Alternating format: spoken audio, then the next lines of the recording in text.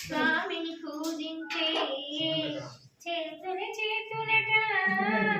మూర్తిని దర్శించే కన్నే కన్నులట తన దర్శనము కోరినమంట జన్మ ధరించునట శ్రీ సత్యనారాయణని సేవకురారమ్మ మనసార స్వామిని కొలచి హారతులీడమ్మ హారతులీడమ్మ స్వామిని పూజించే చేతుల చేతులట మూర్తిని దర్శించే కన్నే కన్నులట ఇంకొచ్చేదాన్ని వద్దులే